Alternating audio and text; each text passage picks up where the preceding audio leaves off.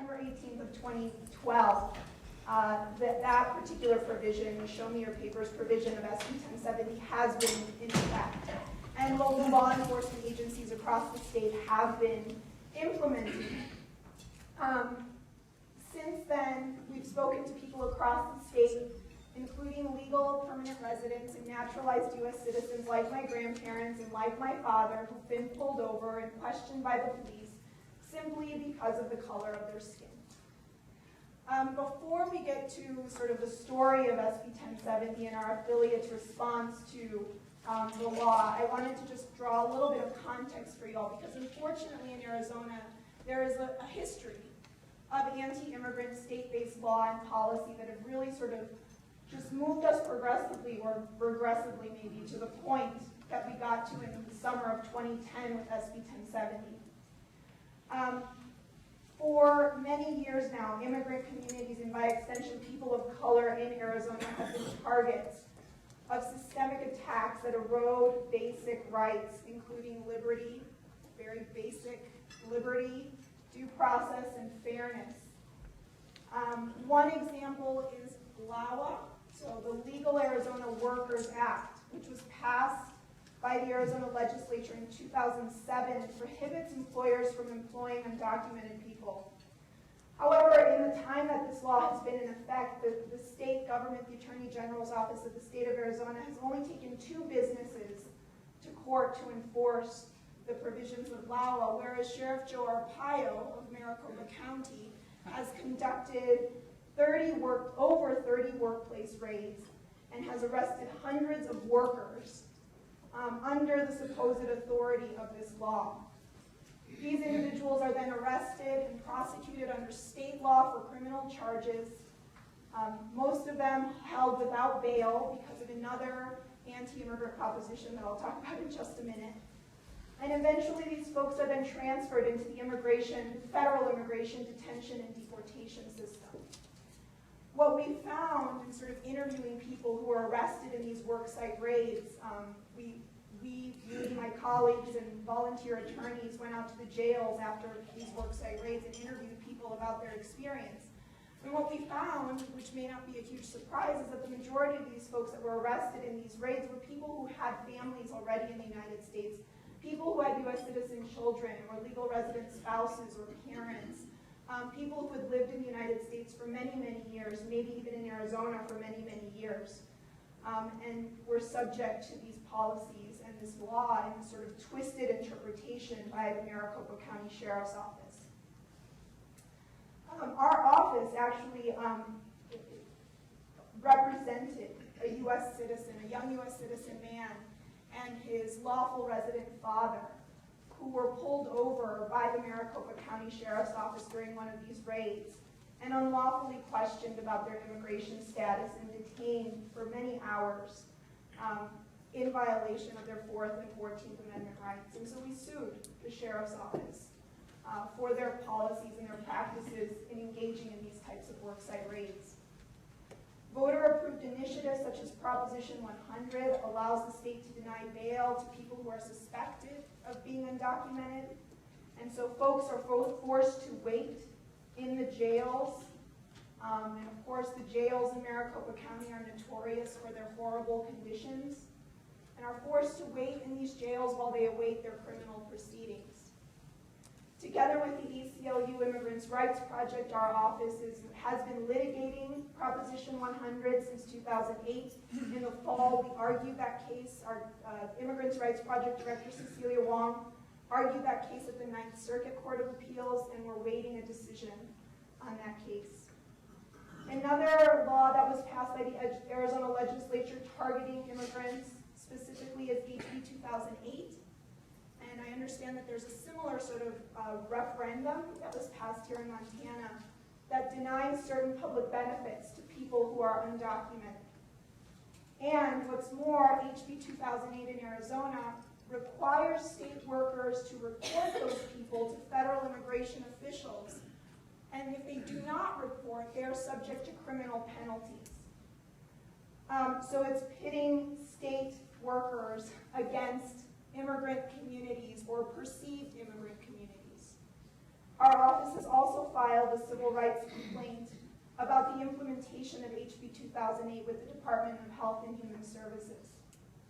In addition, from between approximately 2007 to 2009, again, Sheriff Arpaio engaged in targeted, quote, crime suppression sweeps, mainly, if not exclusively, in Latino neighborhoods in Maricopa County. These neighborhoods were terrorized by the sheriff's office, where they would go in a tremendous show of force and cordon off entire neighborhoods, and sheriff's deputies pulled people over, questioning them about their immigration status and stopping them mainly for pretextual reasons. Broken taillights, cracked windshields, obstructed views from the vehicle. Just to question people about their immigration status. During these sweeps, people of Latino and Native American descent were illegally detained and questioned only because of the color of their skin. The ACLU, the Immigrants' Rights Project, the Arizona affiliate, together with other civil rights partners, took Sheriff Joe Arpaio to trial last summer on this very issue of the crime suppression sweeps, challenging his practices as unconstitutional violations of the rights of Latinos in Maricopa County. The lead plaintiff in our case is a man named Manuel Ortega Melendres. And Mr. Melendres is a legal visitor to the United States who possessed a valid visa at the time that he was a passenger of a vehicle that was pulled over by the sheriff's deputies. Although the officer who stopped the vehicle claimed that the reason he pulled them over was because the driver was speeding, the driver was neither cited nor detained, but all of the passengers in the vehicle who were Latino were questioned about their immigration status and asked to provide identification. Mr. Ortega Melendres provided his identification, but was arrested nonetheless. He spent hours in a county jail cell and eventually was transferred to the immigration office in Phoenix, where they confirmed that he does in fact have proper documentation to be in the United States, and he was released. So this is already the hostile environment that we're talking about when we get into the summer of 2010 and SB 1070. At the state legislative level, at the local law enforcement level, in policies in local communities, we have an assault on immigrant communities or people who are perceived to be immigrants in the state of Arizona. So again, I'm sure most people in this room have already heard about SB 1070, know some about SB 1070, but as a quick sort of background, so SB 1070, right, is the state law that establishes a state immigration enforcement scheme. And it has various provisions, 10 provisions in all, and one of those provisions is that provision that allows local law enforcement to check the immigration status of any person they suspect is unlawfully in the United States or does not have legal status in the United States. The stated purpose of the law, and what's found directly in the preamble to the bill and in statements by the law's supporters, is, quote, attrition through enforcement. And so that is making life in Arizona so unbearable for immigrants and immigrant communities that they would simply flee. SB 1070 was like nothing we had ever seen before in Arizona. Even with this buildup and even with all of this that was already going on, this was really just a critical moment for Arizonans in the summer of 2010. So legally, of course, we're challenging SB 1070 in the courts, as is the United States government. And the enactment of the legal basis for these challenges, of course, is partly preemption, so that the area of immigration is an area that's typically reserved for the federal government. And so under the Supremacy Clause of the U.S. Constitution, there are strong preemption concerns that we raise in our class action lawsuit called Valle del Sol. And Valle del Sol is one of the organizational plaintiffs that's involved in our litigation. There are 24 plaintiffs altogether, organizations and individuals from across the state. And the preemption arguments, of course, were the main arguments that the Department of Justice presented during the Supreme Court oral arguments in this case April of last year. And as I mentioned already, although the Supreme Court's decision did continue with the injunction on many of the provisions of the law that were being challenged, this one particular provision was allowed to go into effect. In addition to the preemption claims, our lawsuit, the ACLU's lawsuit, raises constitutional claims under the First, the 14th, and the 4th Amendments of the U.S. Constitution. Those claims are continuing to move along through the courts. We recently had a very good decision out of the Ninth Circuit Court of Appeals about a week and a half ago on the day labor provisions, the provisions that specifically target people who solicit work and people who are hiring people, day laborers, to work. And so we got a positive decision from the Ninth Circuit affirming our motion for preliminary injunction. So we've been making some positive gains in our case, and then in addition to the decision that we got out of the Supreme Court last year. So now with the Supreme Court's decision in mind and the implementation of the Show Me Your Papers provision since September, we're looking at how we continue to challenge the law, of course, because we're not going to let it just go into just let it go. How we can continue to challenge this particular provision of the law through as-applied challenges, which will be a challenge in and of itself. However, we are prepared. We're getting ready. We have been getting ready for this fight. At our affiliate, although we have been working on immigration cases and immigrant rights issues for a number of years before SB 1070, we really saw SB 1070 as amplifying the question of how we do our work around immigrants' rights issues. Mainly, up until this point, our work had been litigation-centered. We had been filing lawsuits against Prop 100, against Sheriff Arpaio, against the Legal Arizona Workers Act. So really, of course, in sort of the signature way that the ACLU works, filing lawsuits. But SB 1070, as I said, was really a different kind of a beast and really presented a different and unique challenge to the way that we've been approaching our work.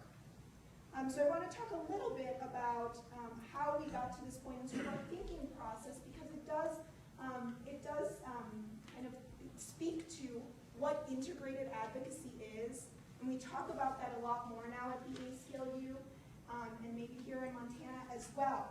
Right, but we realized that the only way we would be able to battle the sentiment behind SB 1070 and other laws was to launch a very aggressive front on public education and communications that would match our litigation efforts.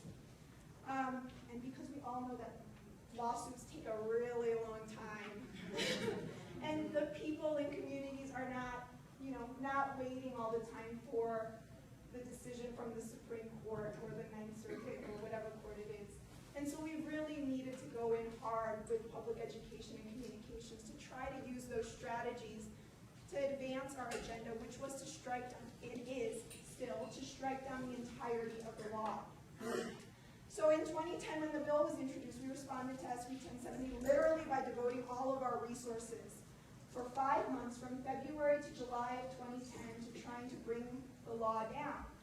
We made several overarching decisions. First, we knew that our game was not going to be in the legislature. We knew very well the political climate in the state of Arizona. We knew who our governor was. We continued to lobby, of course, at the legislature and with the governor to oppose the bill at the time. But we knew we couldn't sort of put all of our eggs in that basket. We also recognized, and this is something that the senator also just kind of referenced, right?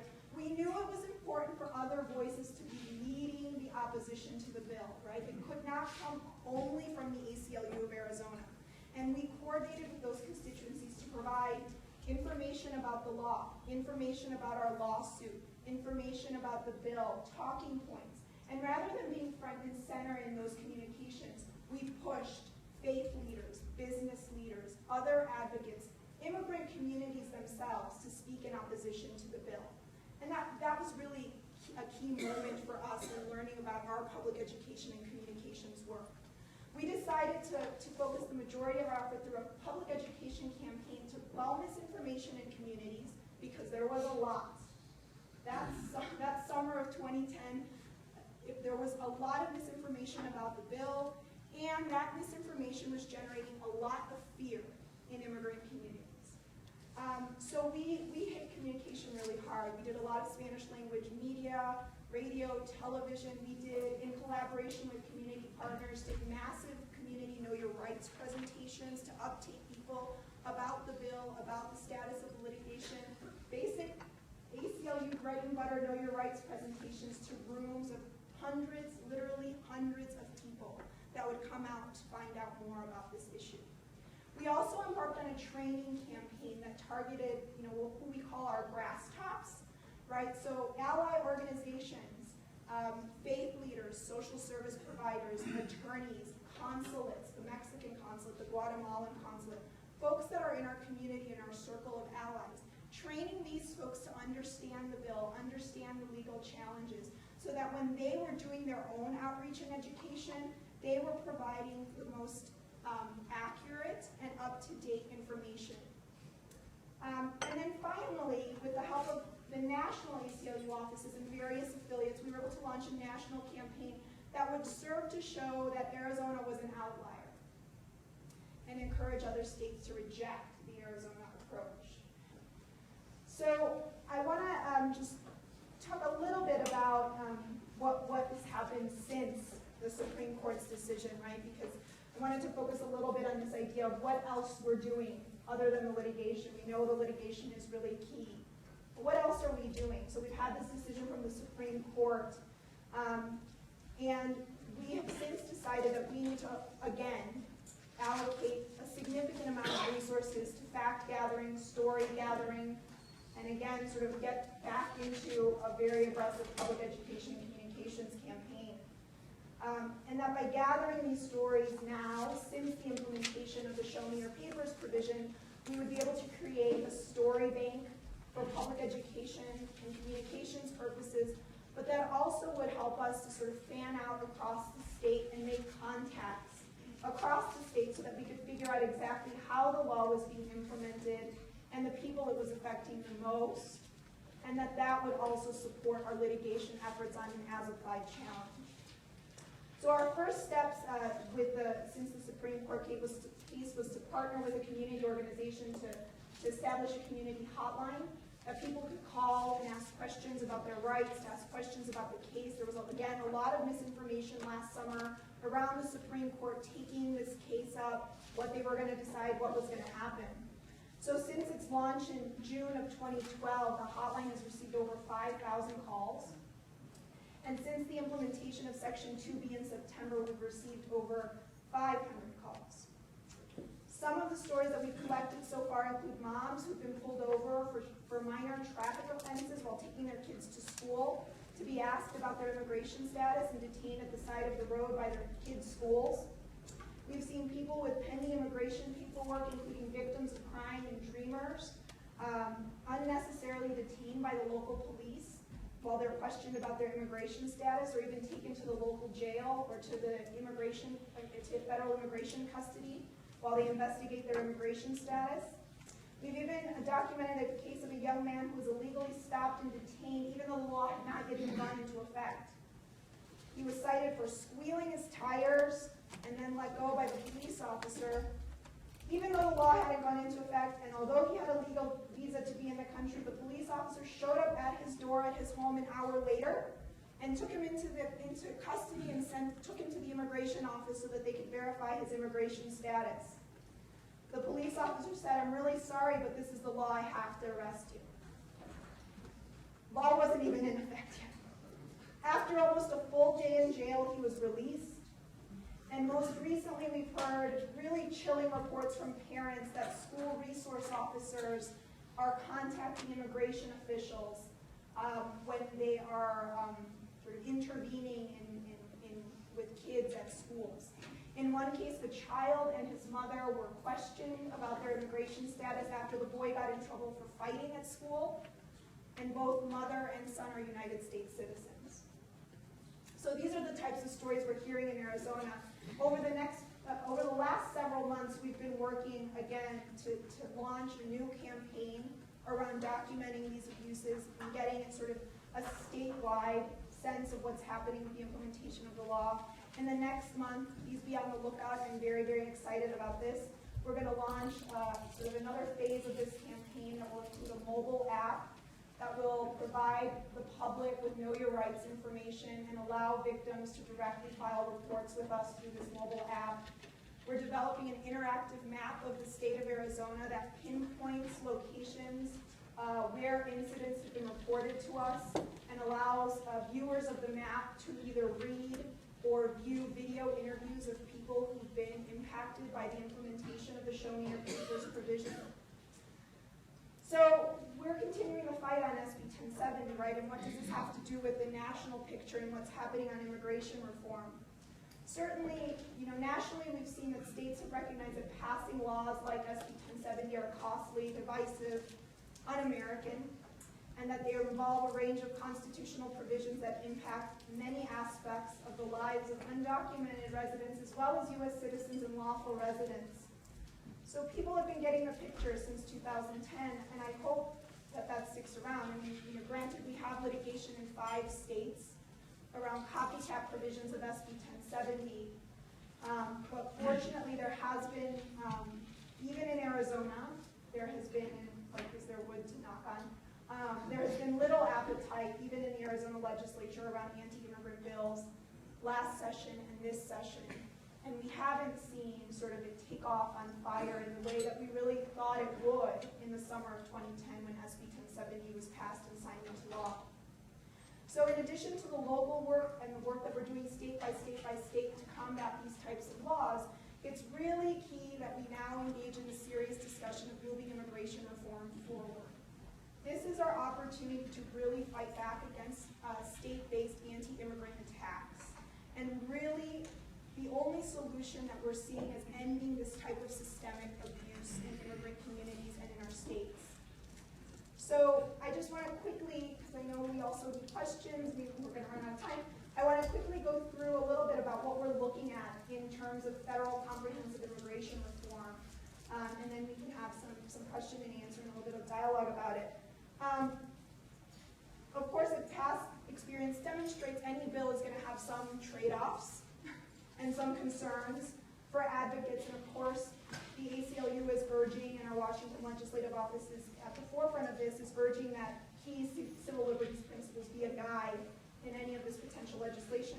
First, of course, the ACLU is advocating that reform must include a fair process for legalization.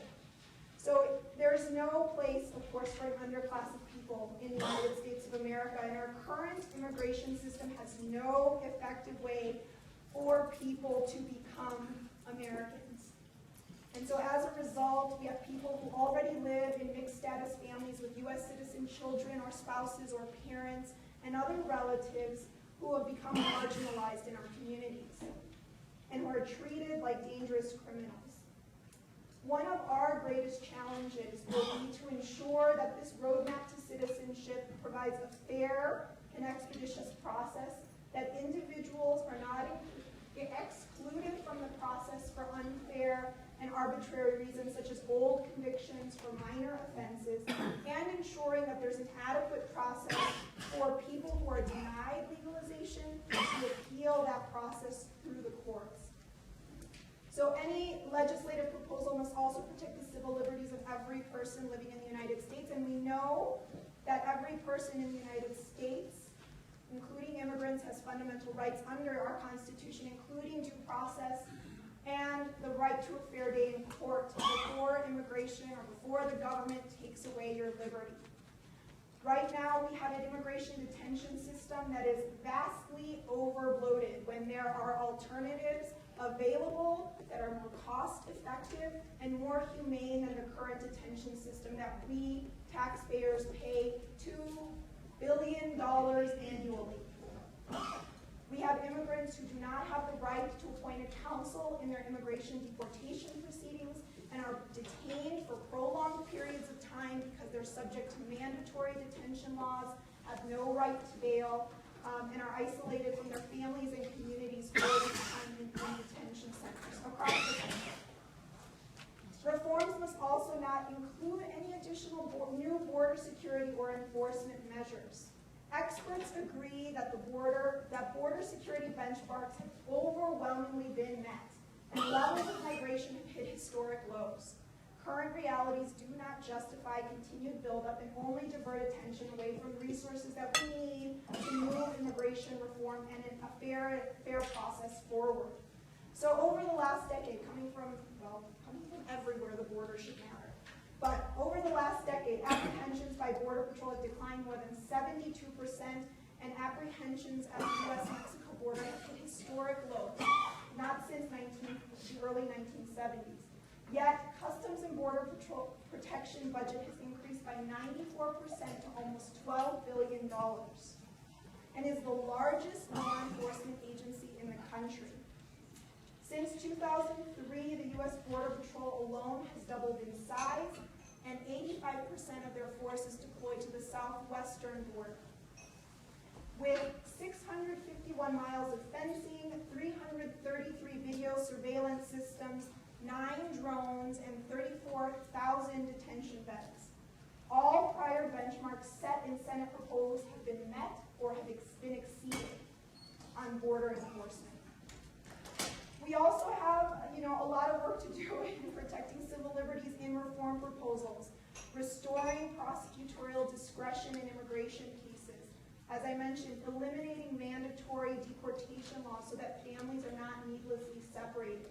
We need to make sure people have a fair day in court where a judge can determine whether that person should be detained, whether that person should be deported, or whether they can stay in this country with their families. Ending the wasteful use of criminal justice systems for immigration purposes. There are programs along the southwest border called Operation Streamline that impose automatic and mandatory criminal prosecutions onto immigrants and eat up valuable court resources at the federal level. These programs also funnel money into the private prison, into the very abusive private prison industry. Ending the outsourcing, certainly not finally, but ending the outsourcing of immigration enforcement to state and local law enforcement through these cooperative programs such as 287G and Secure Communities. These programs lead local cops and state and local police to arrest people on whatever pretext they can find and put them in jail so that immigration status can be checked. We've seen this, our experience in Arizona absolutely reflects that when local police try to enforce immigration laws, public safety suffers. These programs undermine community policing. Police chiefs across the country have spoken out against these types of programs. So we really need to make sure that these reform proposals moving forward also address some of these points where we have experience, where we have data, where we have case examples of why these things don't work and shouldn't be part of the American immigration system. So there's a lot for us to do in the coming months to press for a fair, common sense immigration process for the country. We'll be doing this in the coming months, aggressively advocating for the broadest possible pathway to citizenship that's fair, inclusive, protects all of our rights. So people like my family, people like many of our families in this room, came to this country to work hard, make a better life, provide greater opportunities for their families, and we have to stop making it more difficult for immigrants in this country to contribute to our communities, to our economy, and really think about building a system that allows them to fully participate. So I'm eager. This is my work. I'm eager to be involved in this work. It is personal. It is a moral, professional calling for me. This is what I do. I've been doing for 12 years now in Arizona. I'm very proud to be here with all of you. I'm really excited to have a conversation with all of you and hear your questions, your thoughts. I'm really excited that we're at this place in our political history where immigration reform could be a reality. So thanks again. I am really excited and open to questions and hearing from all of you about what you think. Yes.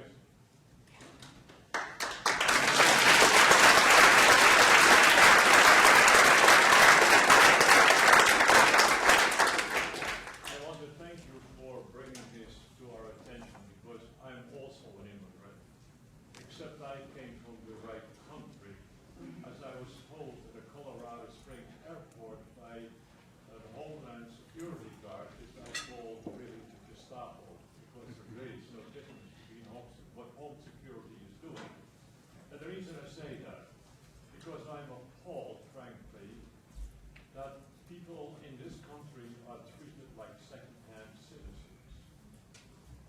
no rights. And that is why I voted with my wife against the constitutional amendment here in the state of Montana, because this has no place in Montana. And I just want to thank you for the work that you are doing, because I've also had my run-ins with the Homeland Security and airports, because the point has come now that I never leave the state of Montana without my passport. All right? And here I look like that. That's wrong. Thank you. No, well, thank you for sharing your experience, and thank you for your comment. Does your work in Arizona involve voter registration? It seems to me, with the changing demographics of the population that we hear about that's so important in the last election, that things may change simply because, or not simply, but partly because of the growing Latino vote. And knowing that there's a large set of at least potential voters in your state, it is somewhat confusing how these laws could have been passed. And so that brings me back to my question, which is, how do you see the role of the ACLU in voter registration? Yeah, we're really fortunate in Arizona that we have a tremendous advocacy community. And there are several organizations that have been doing amazing work this last election cycle on voter registration and GOTV efforts in Arizona. We support it, of course, and we provide support where we can. But it is also one of those questions for us about resources and sort of where we want to where we can make sort of the most impact with the resources that we do have, knowing also that there are amazing efforts happening already through other advocacy organizations that are doing exactly that type of work. Very key. They were very successful in this last round of election. I mean, we still have, of course, in Arizona, a Republican governor. We have a majority Republican legislature, although no longer a super majority. They've had some really great success in recalling the former state Senate president, Russell Pierce, who was really the chief architect behind SB 1070. So they're doing tremendous work, and then we support where we can. But definitely important given the demographics of the state of Arizona at this point, for sure. Hi, Victoria. You mentioned states which have copycat legislation pending. Would you have more information about which states those are and where that's happening? Yeah, so actually copycat laws were passed in Georgia, Alabama, South Carolina, Indiana, Utah. So copycat SB 1070 laws were passed and signed into law in those states. Am I missing anything? 5, right? 6 is Arizona. And we are litigating. The ACLU is litigating in all of those states, challenging these SB 1070 style copycat laws. I don't know that there have been any, I don't know about introduced, but I don't think there have been any passed and enacted in the last 2 years since SB 1070 and the rash of these other laws. Go ahead, in the way back. I'm flabbergasted and saddened about when I learned that the Obama administration has been deporting undocumented immigrants in record numbers. Do you have any insight? Is this out of concern for their incarceration conditions, or what is the motive behind that or rationale? Yeah, so record, you're right. Record deportations under this administration. And no sign really of letting up. I mean, I think we'll sort of see how the immigration reform conversation moves forward, but the detention and the deportation piece have seemed very, very hard. It's been very hard for politicians to have a real serious discussion about that and letting go of their numbers and the budget and the bed space and those kinds of benchmarks as they see them. So yes, very disappointing. I mean, I know that our Washington Legislative Office has been working very actively with the administration, with the Department of Homeland Security to try to curtail some of these interior enforcement programs like secure communities, like 287G, that allow local officials to identify people who may not have immigration status and then turning them over to the federal immigration authorities. But we have, I mean, under this administration, there's been a real tight collaboration between local police departments, local law enforcement agencies, and federal immigration officials. And so really the local piece has really funneled a vast majority of people into the federal immigration detention and deportation system. In addition, we've seen increased border enforcement over the last decade. And so a tightening of border enforcement programs that don't allow people to see a judge, for example, or result in administrative or automatic deportations at the border, have really also increased or allowed the government to sort of show that they've increased the number of deportations from the United States. And I think, of course, politically, all in the name of more border enforcement. You know, we've seen in a conversation around immigration reform that the Senate Gang of Eight is talking about having preconditions or border enforcement triggers before we can move forward with any conversation about the legalization process. And what we're saying is that, guess what? Those triggers, those border enforcement benchmarks have been met and exceeded. And now we really need to move on to having this discussion about the legalization